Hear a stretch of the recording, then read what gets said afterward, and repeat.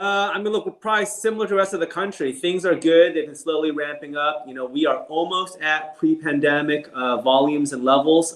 It's funny, we're actually one of the few states that we operate in as MGM that we're not exceeding yet. But we've been slowly ramping. We probably started at 60%, 80%. Now we're probably running at about 95% of pre-pandemic levels. So, you know, trying to get people back to work, get things opened up, and, you know, hope for the best. So is there anything lurking here that might be a red flag down the line? Like there's always red flags. I mean, in this day and age, with everything that's going on for the last year and a half, you never know what the future will bring. Obviously, I think people are still a little hesitant, but really a lot of the business comes back. But there's a lot of talk, right? What's going to happen with staffing and hiring? What's going to happen with this Delta variant? You know, I would not be surprised, to be honest. I hope I'm wrong. I would not be surprised if there's a third wave. We're seeing it in other countries, as you know. There's other countries that started to shut down businesses and casinos.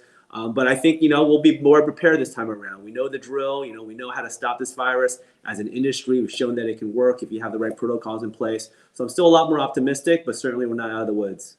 So, David, do you have internal conversations about that? If something were to spike up, what the move is?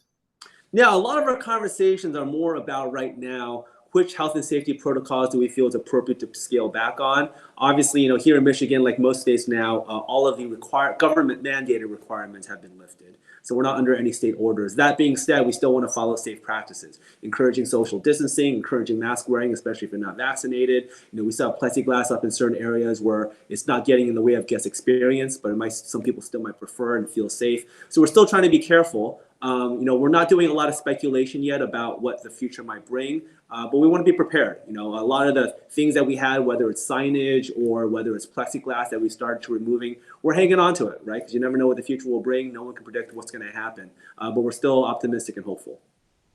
David, you're so great at articulating things and kind of making us understand, you know, where we're at. What is your take on the this variant? Is that something we should be worried about? I know that it's also affecting people that are vaccinated, right?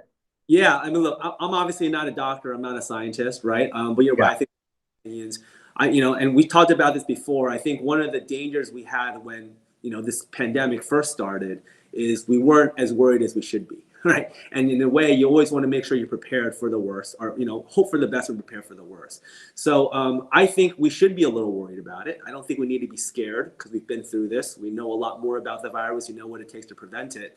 But we should be worried. We should be careful. We try to be cautious about things and be prepared for that. I think we shouldn't be surprised. And I'm hoping that when there's signs of trouble, if we start seeing a more of a widespread, you know, a spread of the variant in any states, including here in Michigan, that we react quickly, right? And that we go back to some of the protocols that we know work, but do it in a way that can still keep businesses open and keep the economy going. Because I don't think anybody has an appetite for a full shutdown, and I don't think it's needed. Because, like I mentioned, we were able to operate in the pandemic while still, preventing outbreaks and minimizing the spread of the virus if we follow safe practices. So there's a proven model to do that. We kind of know the playbook, and just like many other places in the industry and other industries, you know, hopefully folks understand that and react quickly. So now we're seeing the surge, and now we have another issue, this hiring crisis issue. So how's that affecting you guys up there?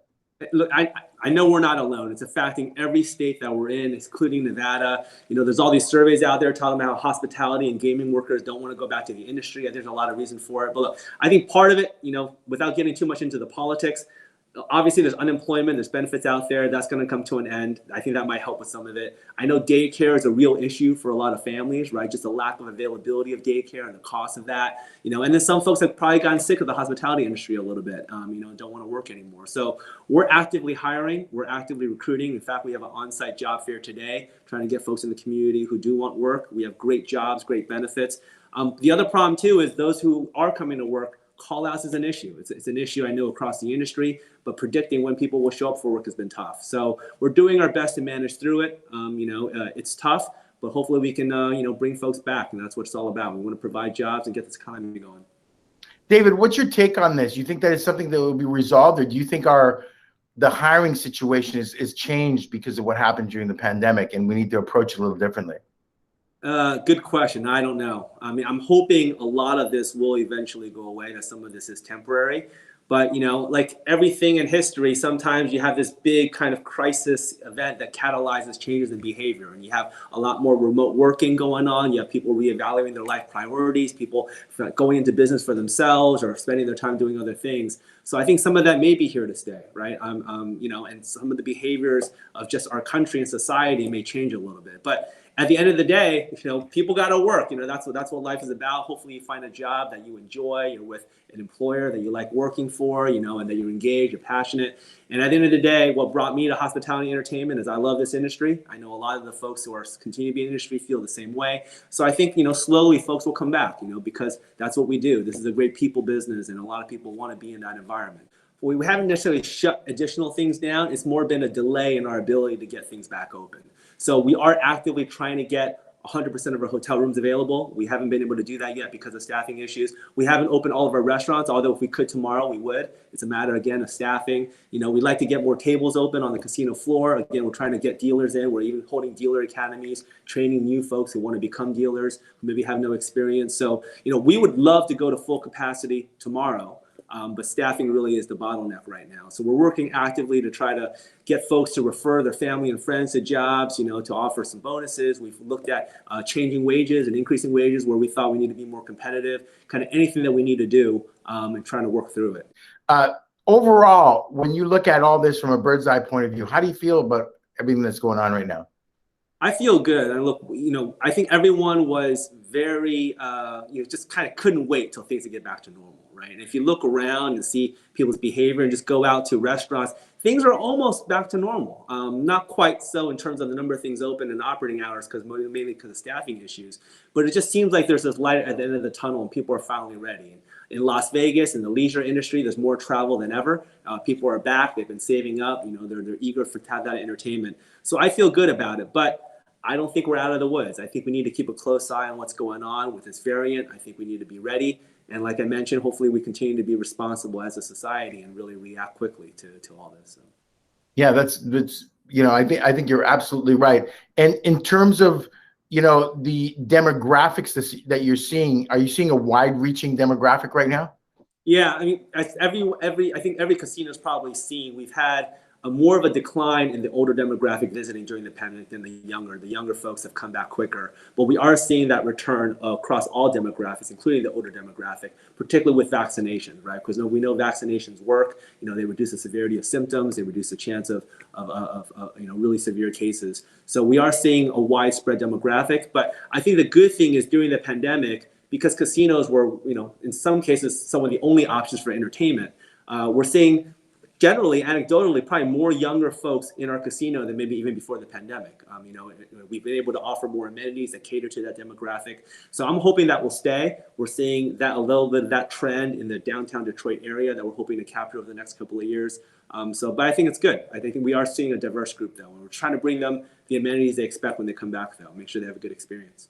That's great. So you have pivoted to do some experiences for them that are a little different than your normal audience, right?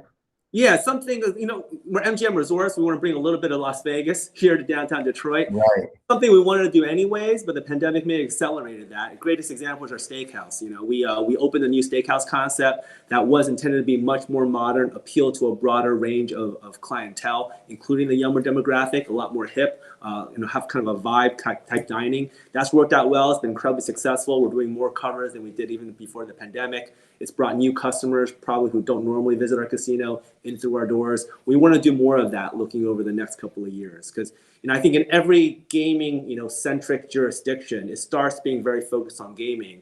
And then as the years go on, Las Vegas was the same, Atlantic City, it starts to go more into non-gaming amenities and cater more to the casual gamer, not just to the, to hardcore gamer. So I think that's what we're hoping to do. That's kind of our long-term strategic plan. We think that's where the future of every gaming jurisdiction will be, and certainly probably be no different here in Detroit too. Well, David, this has been fantastic information, and we're glad to have those millennials, because we used to talk about that all the time and say, how are we going to get the millennials? We didn't realize it would take a pandemic to get them, but the good news is we know they're there. We know they came in. We're marketing to them, and we're going to keep them, because once you come into a casino and see what you can do, you're going to keep them. And as far as the hiring thing, I'm with you. I think that eventually it'll shake itself out. David, always a pleasure talking to you. Great information. Looking forward to having you back on. Sounds good. Thanks, Tino.